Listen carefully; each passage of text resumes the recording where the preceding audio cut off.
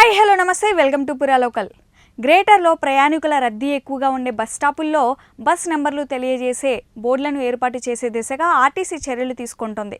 పలు ప్రాంతాల్లో బస్సుల వివరాలు తెలియజేసే సూచిక బోర్డులు లేకపోవడంతో ప్రయాణికులు ఇబ్బందులు పడుతున్నారు.